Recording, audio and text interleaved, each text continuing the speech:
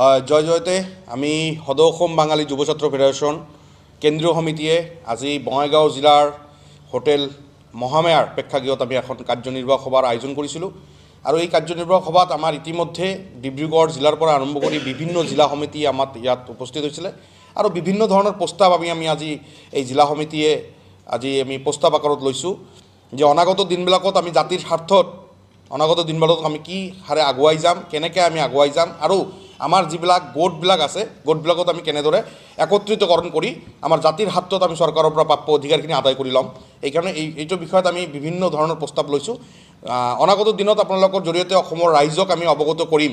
কিন্তু ইতিমধ্যে গোটেই অসমত যিটো এটা জ্বলন্ত সমস্যা বৰ্তমান জৰুৰীকালীন সমস্যাৰ এটা উদ্ভৱ হৈছে, যি সমস্যাটো হ'ল কাৰ্বি আংলং জিলাত যোৱা 2-3 দিন আগত যি ঘটনাটো নিৰ্মম ঘটনা ঘটি গ'ল, এই ঘটনাটোক আমি অতিকৈ মৰ্মাহত আৰু ইতিমধ্যে আমি দেখা পাইছোঁ আপোনালোকৰ বিভিন্ন টেলিভিশ্যনৰ জৰিয়তে যে অসমৰ দক্ষ মুখ্যমন্ত্ৰী বুলি কোৱা বা দম্ভালি মাৰা মুখ্যমন্ত্ৰী বুলি কোৱা ডক্টৰ হেমন্ত বিশ্ব শৰ্মাই ইতিমধ্যে এটা নাভূত নস্তুত ঘটনাৰ নিচিনাকৈ মন্তব্য এটা প্ৰদান কৰিলে যে যোৱা 13-14 দিনমান কাৰ্বি ছাত্ৰ সংস্থাই কাৰ্বিৰ PGR-VGRৰ মাটি লৈ যিখিনি আন্দোলন কৰি আছিল, এই আন্দোলন কৰাৰ সময়তে তেখেতসকলে অনশনৰ নিচিনা এটা কাৰ্যসূচী ল'বলৈ বাধ্য হৈছিলে আৰু সেইটো সময়ত আমাৰ অসমৰ প্ৰশাসনিক বিভাগৰ কিছুমান প্ৰশাসনিক বিষয়াই তাতে 13-14 দিন পিছত তেখেতসকলক লৈ পেলাই GMC লৈ আহে আৰু GMC লৈ এইটো লৈ আমাৰ কাৰ্বি ভাইসকলে ভুল পথে চিন্তা ভাৱনা কৰি পেলাই তেখেতসকলে এই আন্দোলনখিনি কৰিলে।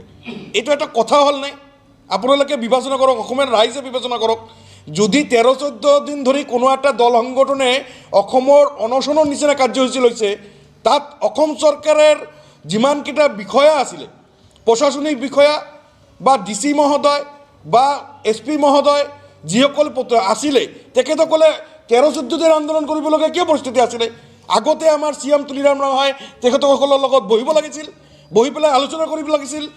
গোটেই গণতান্ত্ৰিক দেশত গণতান্ত্ৰিক পদ্ধতিতে আন্দোলন কৰাৰ অধিকাৰ সকলো জাতি জনগোষ্ঠীৰ আছে। এইটো সময়ত তেখেতসকলে কিয় আলোচনা নকৰিলে? তেখেতসকলৰ সমস্যাটা কি? কিয় ইমান দূৰলৈকে আলোচনা নকৰা পেলাই আমাৰ আজি যিটো ভাতৃঘাতী সংঘৰ্ষৰ নিচিনা এটা সংঘৰ্ষ হ'বলৈ দিবলৈ গৈ আছে? ইয়াত আমি দেখা পাইছোঁ ইতিমধ্যে দুজন বা এজন ল'ৰা ইতিমধ্যে আমাৰ বিকলাংগ ল'ৰা এটা দোকানত পুৰি নৃশংসভাৱে হত্যা কৰা হ'ল। তাক কাৰ্বিসকল এটা ফালে আন্দোলনমুখী বিভিন্ন ধৰণৰ গালি গালাজ কৰি আছে এটা পক্ষক, বিহাৰী সমাজে এটা পক্ষৰ পৰা বিভিন্ন ধৰণৰ গালি গালাজ কৰি আছে এটা পক্ষক। আমি দেখা পাইছোঁ ছ'চিয়েল মিডিয়াৰ জৰিয়তে আপোনালোকৰ টেলিভিশ্যনৰ জৰিয়তে যে কাৰ্বিসকলে কিবা বেয়া মন্তব্য দি আছে, আমাৰ বিহাৰী সমাজৰ কিছুমান মানুহে বেয়া মন্তব্য দি আছে। এই মন্তব্যৰ পৰা বিৰত থকাৰ কাৰণে আমি সদৌ অসম বাঙালী যুৱ ছাত্ৰ ফেডাৰেশ্যন দুয়োপক্ষকে আহ্বান কৰিছোঁ, আপোনালোকে যি গণতান্ত্ৰিক দেশত গণতান্ত্ৰিক পদ্ধতিতে আন্দোলন কৰক, আমি পূৰ্ণাংগৰূপে দুয়োপক্ষক সহযোগিতা আগবঢ়াম। আমি সদৌ অসম বাঙালী যুৱ ছাত্ৰ ফেডাৰেশ্যন আপোনালোকৰ দুয়োপক্ষৰ কাষত আমি থিয় দিছোঁ।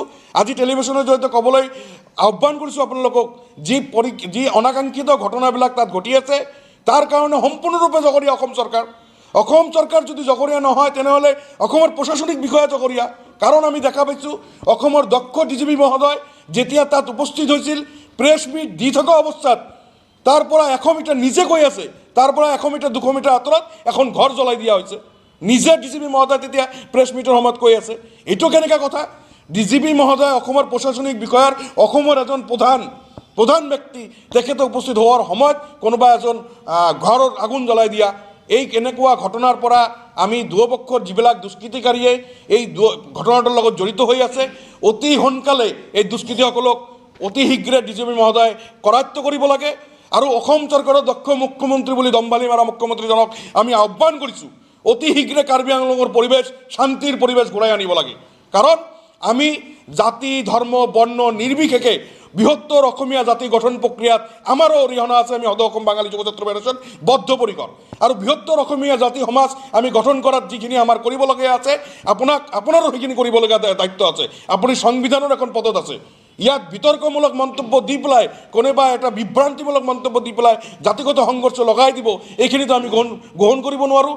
আৰু অসমৰ যিমানখিনি জাতীয় দল সংগঠন আছে, যিমান জাতি ধৰ্ম বৰ্ণ নিৰ্বিশেষে সকলোকে আমি সদৌ অসম বাঙালী যুৱ ছাত্ৰ পুনৰবাৰ আহ্বান কৰিছোঁ, আপোনালোকে দুয়োপক্ষই কাৰ্বি অনা কাৰ্বি এইবিলাক মন্তব্য নিদি পেলাই কাৰ্বি আংলঙৰ যিটো অনাকাংক্ষিত পৰিস্থিতি, সেই পৰিস্থিতি শান্ত কৰাৰ কাৰণে আপোনালোকে একজোট হৈ লৰাই কৰক আৰু অসমৰ মুখ্যমন্ত্ৰী মহোদয়ক এজন ডিজিপি মহোদয়ক আমি আহ্বান কৰিছোঁ অতি শীঘ্ৰে কাৰ্বি আংলঙৰ পৰিৱেশ শান্ত কৰক। কাৰণ আমি আভ্যন্তৰীণভাৱে দেশৰ ভিতৰত লৰাই কৰি থাকি আমাৰ লাভ নহ'ব।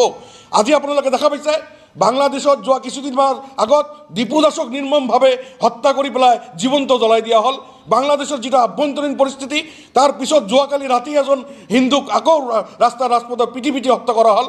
যিটো বাংলাদেশৰ যিটো আভ্যন্তৰীণ পৰিস্থিতি, তাতে হিন্দুসকলক যেনেকৈ নিৰ্মম অত্যাচাৰ কৰা হৈছে, আমি হিন্দুৰ চৰকাৰ কৈ কৈ অসমৰ ভিতৰত, হিন্দুস্তানৰ ভিতৰত, ভাৰতবৰ্ষৰ ভিতৰত হিন্দুক হত্যা কৰা হ'ব, এতিয়াতো গ্ৰহণযোগ্য নহয়।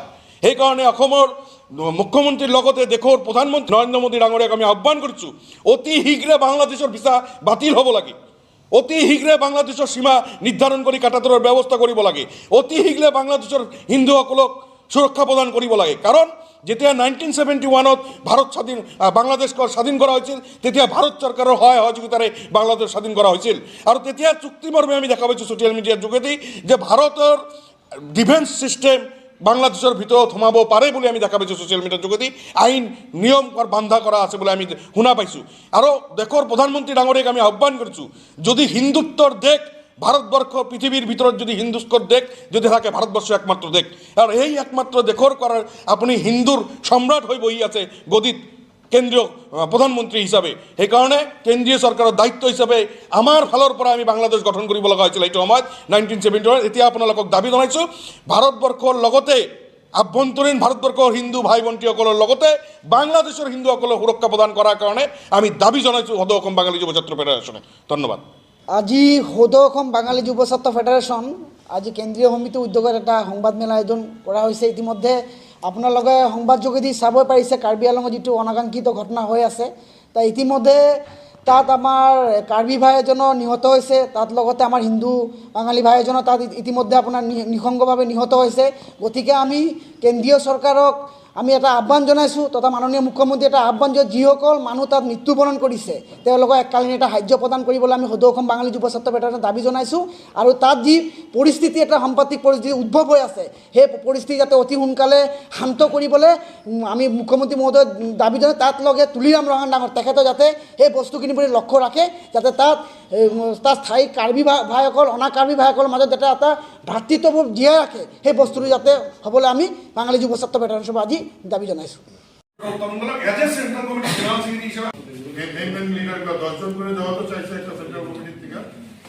আমাদেৰ 10 জনেৰ ওৰকম লিডাৰ আসতে ছিল না।